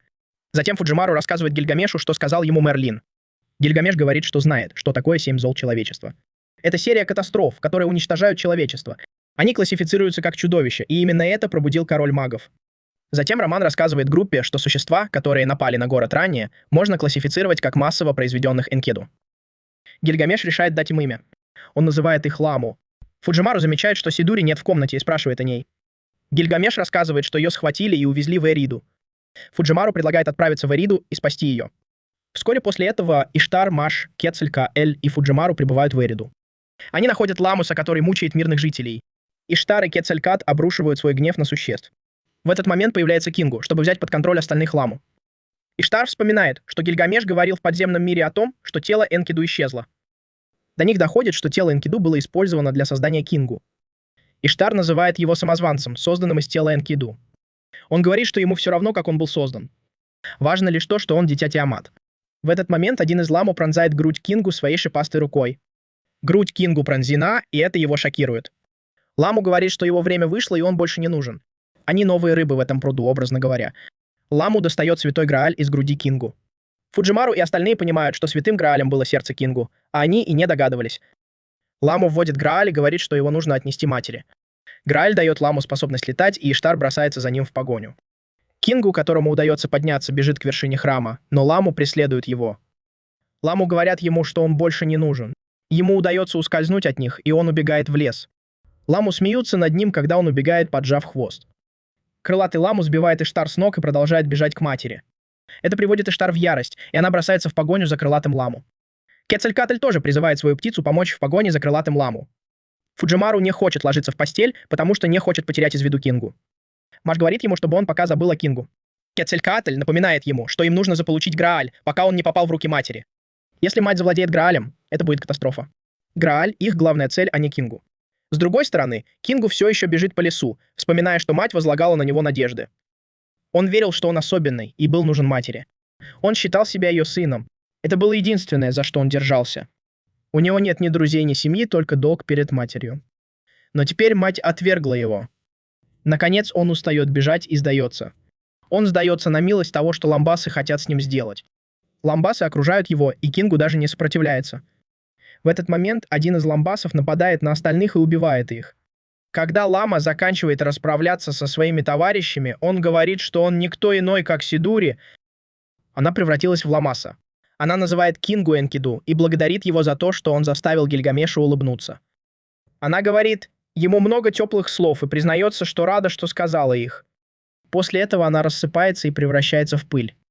Когда она исчезает, Кингу плачет, потому что он знает Сидури, но не помнит откуда. В его голове есть воспоминания о ней, но он не может понять, откуда он ее знает. Он убит горем, что кто-то, кого он даже не знает, благодарит его. Он говорит, что не заслуживает благодарности Сидури. Продолжая преследовать Ламу, команда выясняет, что она направляется к Персидскому заливу. Им нужно остановить ее, пока она не добралась туда. Иштар начинает атаку, и Кецалькатль тоже помогает. Они успевают сбить Ламу с ног, прежде чем она доберется до места назначения. Кецалькатль пытается удержать Ламу, но она снова убегает. В этот момент из воды кто-то появляется. Это Ушива, и это вызывает у них крайнее удивление. Она выглядит совершенно иначе, с черным лицом. Короче говоря, она мутировала. Она говорит команде, что не стоит гоняться за Граалем, потому что они все равно его не догонят. Ушивака идет за Фуджимару, но Маш ее останавливает. Фуджимару говорит команде, что нужно победить Ушиву, чтобы они могли отправиться за Граалем. Иштар не может присоединиться к битве, потому что потратила всю свою магическую энергию на погоню за ламой. Маша и Кецалькатль сражаются с Ушивой, и она не сдерживается. Они придумывают план, как ее победить, и он срабатывает. Они направляют на нее удар Иштар, и она превращается в пыль. Внезапно Ушева снова появляется. Они понимают, что теперь она может регенерировать. Ушева создает несколько своих клонов, чтобы сделать битву интереснее. Роман говорит команде, что они смогут победить ее, если уничтожат все, что от нее осталось. Чтобы победить ее, нужно уничтожить всех клонов одновременно. Кецалькатль отвлекает Ушиву, пока Иштар и Фуджимару придумывают план. Иштар просит Фуджимару отдать ей всю свою магическую энергию, чтобы она смогла создать взрыв, который уничтожит всех клонов Ушивы. Иштар заряжается энергией и выпускает взрыв, который стирает с лица земли Ушиву и всех ее клонов. Ушива уходит красиво, потому что знает, что Грааль доставлен Тиамат. Позже команда использует магическое устройство, чтобы связаться с Гильгамешем. Он рассказывает им о ситуации в Уруке. Он говорит, что черная морская грязь — это присутствие Тиамат. Любой, кто коснется ее, станет ее рабом. Никто не должен приближаться к черной грязи, и эту информацию нужно распространить как можно шире. Однако сейчас черная грязь течет к суше. Как только она коснется земли, все, чего она коснется, станет таким же темным, как Ушива. Нужно предотвратить это, потому что это будет концом человечества. Они просят Романа помочь им придумать, что делать. Их план — отправиться к Тиамат и победить ее, чтобы остановить поток черной грязи на сушу. Фуджимару, Иштар, Мажи и Кецалькатль отправляются в путь к Тиамат. Из воды появляются новые ламы, но они не реагируют на летящую над ними команду. Ламы считаются бездушными существами. Вскоре они приближаются к Тиамат и видят, что она стоит в воде. Она все еще не может сдвинуться с места. Команда решает, что сейчас у них есть лучший шанс попытаться избавиться от нее. Они бросаются вниз, но она издает звуковую волну, которая отталкивает их. Роман говорит им, что Тиамат создает мощную энергию, которая способна уничтожить Урук, если ее выпустить. Нужно что-то срочно предпринять. Фуджимару использует свое заклинание, чтобы усилить Иштар и дать ей возможность использовать всю свою силу и магию. Иштар создает очень мощное атакующее заклинание и запускает его в Тиамат. Пыль оседает, но Тиамат нигде не видно. Роман говорит, что дух Тиамат уничтожен. Магический реактор, который она создавала, тоже перестал работать. Роман говорит, что они победили Тиамат. Теперь им нужно дождаться, когда океан вернется в нормальное состояние, чтобы забрать Грааль. Услышав это, все облегченно вздыхают. Роман готов вернуть Фуджимару и Маша в штаб-квартиру, как только Грааль будет найден. Вдруг в океане что-то происходит. Роман понимает, что в океане строится мегаструктура. Он приказывает команде немедленно отступить. Он говорит, что Тиамат, которую они видели, была всего лишь ее мозгом. Теперь ее тело полностью появится из воды. Команда прислушивается к предупреждению Романа и начинает отступать. В этот момент Тиамат начинает появляться из воды, и она огромна. Океан тут же превращается в черную грязь и начинает растекаться дальше вглубь суши. Фуджимару спрашивает, есть ли у них шанс победить Тиамат. Кецалькатль говорит, что шансов нет. Она говорит, что даже если они объединят свои силы с Иштар, то все равно не смогут оставить на Тиамат и царапины. Им нужно отступить и встретиться с Гильгамешем. Гильгамеш получает известие о том, что черная грязь движется в сторону Урука. Он приказывает своим солдатам немедленно поднять якоря вокруг города. Они выполняют приказ, и это помогает остановить грязь. Гильгамеш выходит из города и говорит, что пришло время для финальной битвы эпохи божественных существ. Фуджимару и его команда возвращаются в Зиккурат и обнаруживают, что в городе осталось всего 500 человек. Гильгамеш говорит Фуджимару, что ему нужно победить Тиамат и защитить Урук, если он хочет спасти эту эпоху. Фуджимару надеется, что все закончится хорошо. Затем Роман отправляет команде данные о Тиамат, чтобы начать все сначала. Они анализируют и понимают, что она очень могущественна. Человечеству потребуется столетия, чтобы достичь такого уровня божественной силы. Роман не смог найти ни одного возможного способа атаки. Она абсолютно идеальна, у нее нет физических или мифических слабостей, сокрушается Роман. Тиамат — божественное существо, создавшее жизнь, а значит, смерть ей не страшна. Пока на Земле есть жизнь, Тиамат никогда не умрет. Проще говоря, все живое на Земле должно погибнуть, прежде чем у них появится шанс победить Тиамат. Воин-ягуар говорит им, что Тиамат доберется до суши за 2 дня, а до Урука еще за 1. Они понятия не имеют, как остановить или победить Тиамат. Внезапно раздается голос. Женщина спрашивает Фуджимару, что происходит на поверхности. Оказывается, с ними говорит Эрешкигаль. Она говорит, что в подземный мир попало много душ, и это очень необычно. Гильгамеш использует свою силу, чтобы создать зеркало, в котором отражается Эрешкигаль. Эрешкигаль говорит, что в подземном мире сейчас многолюдно. Фуджимару тут же приходит в голову идея. Он говорит Эрешкигаль, что хочет отправить Тиамат в подземный мир. Если смерть не может настичь ее в мире, полном жизни, то в подземном мире все будет иначе. План может показаться безрассудным, но это их единственный шанс. Гильгамеш тут же говорит Эрешкигаль, чтобы она открыла врата подземного мира по всему Уруку и заточила Тиамат в недрах земли. Это значит, что Эрешкигаль придется перенести подземный мир прямо под Урук. Она говорит, что ей понадобится 3 дня, чтобы все подготовить. Поскольку Эреш-Кигаль будет готова через 3 дня, им нужно будет продержаться еще день, чтобы дать ей время. Кроме того, Иштар должна использовать Гугаланну, чтобы остановить Тиамат. Это очень мощное оружие, и оно должно помочь против Тиамат. Но тут Иштар портит всем настроение и говорит, что потеряла Гугаланну. Она потеряла ее и обыскала всю Месопотамию, но так и не нашла. Услышав это, все приходят в уныние, потому что теперь нет способа остановить Тиамат. Фуджимару говорит команде, что им просто нужно продержаться эту ночь, а утром они продолжат выполнять задание. Он с тревогой смотрит в голубое небо. В следующей сцене Гильгамеш говорит Фуджимару и Машу, что считает 500 выживших людей большим достижением. Однажды ему было видение, в котором он видел руины Урука и был единственным выжившим. Горожане тоже знают об этом, и 500 выживших — это много. Он говорит Фудзимару и Машу, чтобы они гордились собой. Позже, той же ночью, Кецалькаала говорит Фудзимару, что чувствует себя виноватой. Она знала обо всем, что должно было произойти, но не хотела говорить, потому что тоже была врагом Урука. Фудзимару говорит ей, что не нужно так думать.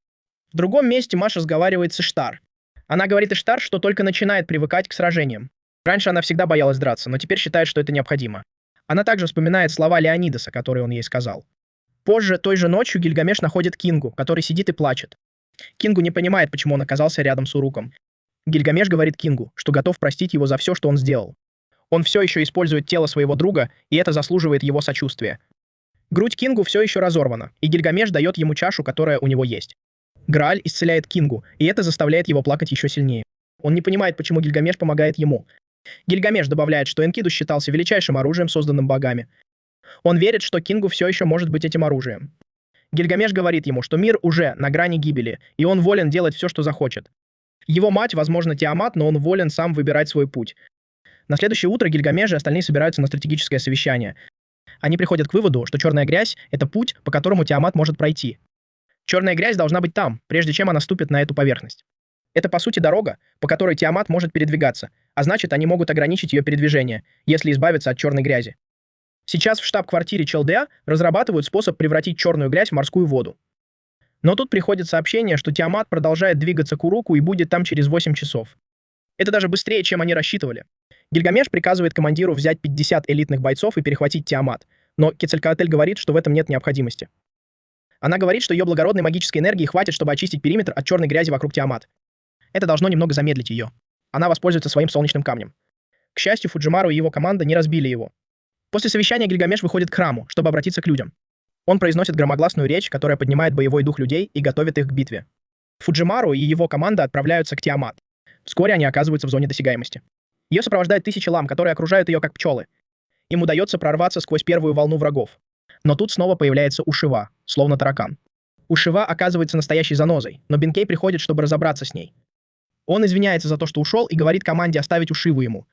Тиамат все еще в 10 километрах, и им нужно добраться до нее как можно скорее. Маш использует свой щит как таран, чтобы пробиться сквозь лам.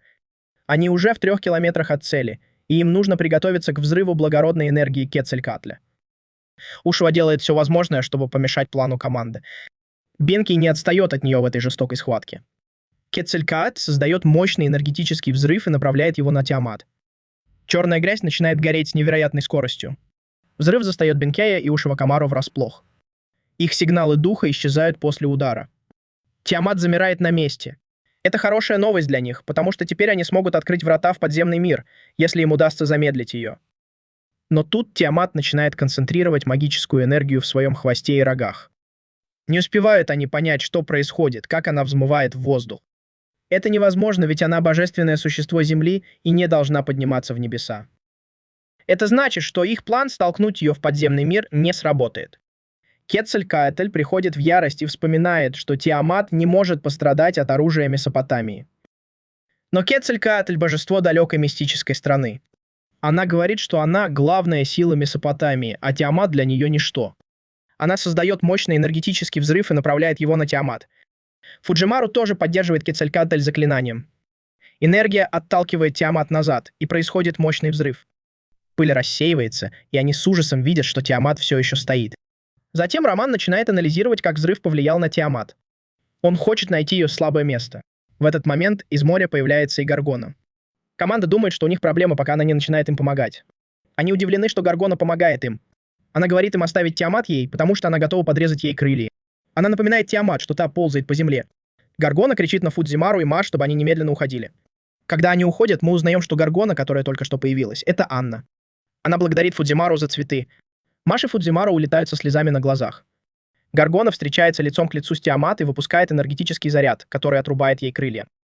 Анна тоже сражается. Но черная грязь продолжает появляться, и ее становится еще больше. Фудзимару и Маш возвращаются в Урук и видят, что город разрушен. Черная грязь повсюду, и ламы захватили власть. Тиамат почти добралась до них, и остался только Гильгамеш. Он использует свою магию, чтобы активировать мощные пушки, установленные на городских стенах, и атаковать Тиамат. Тиамат чувствует удар и смотрит на Фудзимару. Она пытается выстрелить в него, но Гильгамеш заслоняет его собой. Гильгамеш продолжает атаковать, несмотря на ранения. Роман говорит, что к ним приближается огромная волна ламы. Иштар решает, что пора и ей вступить в бой. Она собирается использовать свою силу, но тут из ниоткуда появляется куча цепей и атакует лам. Они в шоке, когда видят короля, который пришел им на помощь. Он говорит, что слова Гильгамеша дошли до него. Оказывается, сердце, которое Гильгамеш отдал Эндиду, было его сердцем. Король, который почувствовал желание Эндиду и его любовь к Гильгамешу. Король, который говорит, что теперь готов показать, на что он способен. Он активирует силу небесной цепи. Он пробуждает дыхание звезд. Он активирует очень мощное заклинание и направляет его на Тиамат. Он сдерживает Тиамат огненными цепями. Цепи — это временное ограничение, которое не позволит Тиамат двигаться дальше. Еще один шаг, и Урук превратился бы в пепел. Гильгамеш благодарит Фуджимару за помощь. Он иностранец, но он сделал все возможное для этой эпохи. Эрешкигаль говорит им, что она закончила переход подземного мира в Урук. Теперь Иштар должна пробить дыру, чтобы попасть в подземный мир. Она идет вперед, чтобы создать проход в подземный мир. Фуджимару, Маш и Гильгамеш падают вниз. Маш и Фуджимару начинают парить, и Эрешкигаль говорит им, что сделала для них исключение. Они не считаются живыми душами, пока находятся в подземном мире, а значит, они все еще могут собирать магическую энергию в своих ногах, которая поможет им парить. Тиамат начинает погружаться все глубже в подземный мир, и Эрешкигаль использует свою власть как правительница подземного мира, чтобы ослабить Тиамат. Она говорит, что правила подземного мира не распространяются на Тиамат. Эрешкигаль приказывает духам Галу поглотить Тиамат. Но Тиамат снова делает нечто пугающее. Она начинает покрываться черной грязью. Они удивлены, что она может осквернить даже подземный мир. Она начинает превращаться в другое существо. Ее раны тоже заживают. Она превращается в дракона, чтобы доказать команде, что она, несомненно, божественное существо. Коррупция настолько сильна, что команда не знает, что ответить. Но им нужно победить ее, пока она находится в подземном мире. Сейчас она в самом слабом состоянии. Тиамат бросает на команду черную грязь. Грязь вот попадет в них, но неожиданно она очищается и превращается в педали. Дезинфекция хаоса начинает ускоряться. Появляется их спаситель, и это никто иной, как Мерлин. Они удивлены, увидев Мерлина. Роман спрашивает, не вернулся ли он, чтобы помочь Имен. Мерлин говорит, что он настоящий Мерлин, и только что прибыл из Авалона. Он уверяет команду, что он не умер. Их прекрасное воссоединение прерывается, когда они узнают, что Тиамат начала отращивать крылья. Мерлин говорит, что почти все пытались справиться с Тиамат, но она оказалась сильнее, чем они думали. Если она вернется на поверхность, то снова станет непобедимой. Затем Мерлин рассказывает команде, кто призвал Тиамат. Он говорит, что Тиамат призвал Фуджимару. В этот момент сверху появляется Зьюсу и представляется как старик с горы. Он первый Хасан Саба, и он пришел, чтобы убить Тиамат. Зьюсу нападает на Тиамат, и остальные члены команды присоединяются к нему. Они атакуют ее изо всех сил, но она все еще стоит. Тиамат пытается покинуть подземный мир. Черная грязь создает несколько ламусов, чтобы атаковать команду. Фуджимару и Эрешкигаль должны помешать Тиамат выбраться из подземного мира. Ламу тоже эволюционировали, и теперь они нападают быстрее, чем раньше. Остальная команда пытается уничтожить Ламу, но это непросто. Один из Ламу, похоже, сильнее остальных. Он один доставляет команде много хлопот. Он сбивает с ног Маш. Мерлин вынужден призвать свой меч, чтобы сразиться с Ламу. Мерлин и Ламу вступают в бой на мечах. Похоже, что только что появившийся Ламу — прямое потомство Тиамат. Они обладают силой божественного класса. Каждый из них равен демону. Иштар сражается с Ламу и даже проигрывает им. Ламу швыряет ее, как будто она ничего не весит. Хасан, напротив, довольно легко справляется с Ламу. Страх начинает охватывать команду, когда они понимают, что они почти на поверхности, а Тиамат все еще не остановлена. Эрешкигаль говорит, что замедлит Тиамат своей благородной магической энергией. Она летит вперед, чтобы создать магическую энергию и попытаться остановить Тиамат. Тиамат выпускает вокруг себя энергетические заряды, чтобы ослабить всю команду. Фуджимару беспокоится, что Тиамат сможет выбраться на поверхность, если все так и продолжится. Но тут появляется Гильгамеш и обрушивает на Тиамат шквал мечей. Гильгамеш выглядит совершенно иначе, чем раньше. Атака Гильгамеша заставляет Тиамат упасть на землю. Они в шоке, когда Тиамат активирует заклинание, известное как негогенезис. Это, по сути, создание Вселенной. Чтобы помешать Тиамат завершить заклинание, Эрешкигаль активирует вокруг нее заклинание запечатывания. Вокруг Тиамат образуются мощные камни, которые прижимают ее к земле. Это, по сути, Эрешки-Галь, который материализует святилище, подаренное ей Нергалом. Это даст им немного времени, прежде чем они придумают новый план. Мерлин объясняет команде, что негогенезис — это заклинание, которое позволяет Тиамат управлять подземным миром. Все, что окажется внутри пузыря, будет уничтожено. Они удивлены, что Тиамат обладает такой властью. Но им нужна сила Фуджимару, чтобы противостоять заклинанию Тиамат. Он должен войти в сферу и нанести смертельный удар по голове Тиамат. Маш создаст для Фуджимару безопасный путь. Мерлин тоже использует свою благородную магическую энергию одновременно с Машем. План вступает в силу, и Тиамат уже пытается вырваться. Эта энергия создает для Фуджимару легкий путь. Эрешки-Галь падает, потому что уже истощена. Ее владения были разрушены, и это повлияло на нее. Она сжимает в руке букет цветов, созданный Мерлином, и исчезает. Фуджимару продолжает бежать к Тиамат с клинком, который дал ему Гильгамеш. Тиамат создает ламу, чтобы попытаться навредить Мерлину, но Гильгамеш справляется с этими существами. Некоторые из существ преграждают путь Фуджимару и пытаются помешать ему добраться до Тиамат, но появляется Хасан и уничтожает их. Он говорит Фуджимару продолжать идти к Тиамат, пока он разбирается с остальными. Фуджимару удается добраться до Тиамат с помощью Фао. Он вонзает клинок ей в голову, и на ее теле появляется трещина. Он начинает падать на землю, и Фуджимару зовет Гильгамеша. Теперь Гильгамеш должен нанести смертельный удар. Он активирует мощное заклинание и призывает гигантский меч, наполненный магической энергией, которая проходит сквозь его тело. Он направляет удар меча на чудовище, и оно полностью исчезает. Фудзимару переносится в мир душ, где встречается лицом к лицу с Тиамат. Она говорит, что всегда была любима за то, что вырастила много поколений. Фудзимару уверяет ее, что ее дети любят ее, и это никогда не изменится. Со слезами на глазах она начинает исчезать, и Фудзимару тоже покидает мир душ. После победы над Тиамат небо снова становится голубым. Фудзимару и Маш возвращаются в мир живых. В следующей сцене Фудзимару просыпается и видит, что Маш стоит над ним. Они где-то в Вавилоне. Появляются Ягуар-воин и Кецалькаатль. Кецалькаатль и Ягуар-воин спасли их. Они рады, что миссия прошла успешно. Роман связывается с ними. Он говорит, что подготовка гонки почти завершена. Роман также продолжает искать остальных членов команды. Группа оглядывается и видит, что черная грязь полностью исчезла. Маш предлагает отправиться в Урук, потому что там могут быть остальные члены команды. Кецалькаатль говорит, что не сможет пойти с ними в Урук. Ее работа в качестве иностранного божества завершена. Она говорит Фудзимару, что ей было приятно проводить с ним время. Фудзимару тоже хвалит ее за то, что она была хорошим божеством. Она обнимает Фудзимару, а они с Ягуаром исчезают. Теперь Маш и Фудзимару должны отправиться в Урук одни. Вскоре они прибывают в Урук. Теперь Урук — пустынный и заброшенный город. Они улыбаются, когда видят Мерлина и Иштар. Иштар говорит, что ждала их. Она сообщает, что Урук — лучшее место для их воссоединения. Поэтому они с Мерлином пришли сюда, чтобы их встретить. Оказывается, ее гости заплатили за это. Роман говорит, что все еще пытается восстановить сингулярности. Все вместе пьют чай, чтобы обсудить это. Все соглашаются, что чай вкуснее, когда его заваривает Сидури. Они пьют чай. Иштар рассказывает Фуджимару, что большая часть подземного мира разрушена. Это произошло из-за критического сбоя в работе зверя и последовавшего взрыва. Потребуется почти полвека, чтобы все восстановить. Короче говоря, и мир на поверхности, и подземный мир были на грани краха.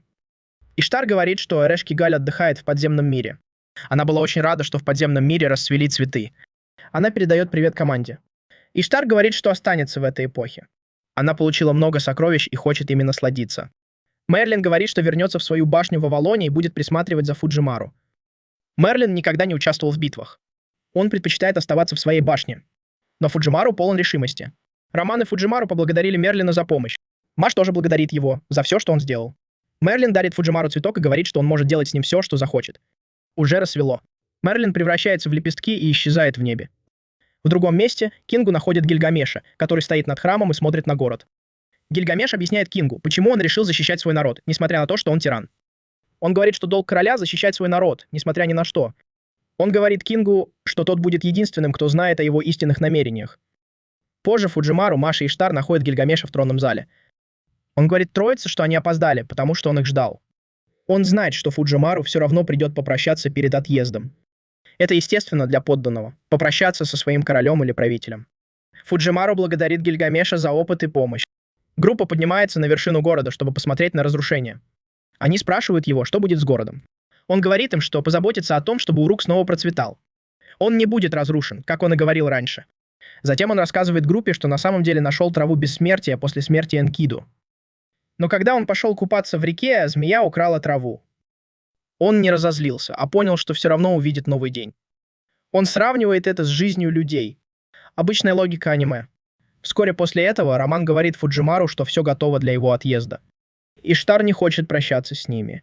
Гильгамеш достает из своих сокровищ золотую чашу, которую всегда им показывал. Он дарит им чашу на прощание. Фуджимару и Маш говорят Гильгамешу, что им было весело, пока это продолжалось. После этого дуэт покидает эпоху Месопотамии. В заключительных сценах сезона мы узнаем, что Фуджимару и Маш готовятся посетить Соломонову аномалию.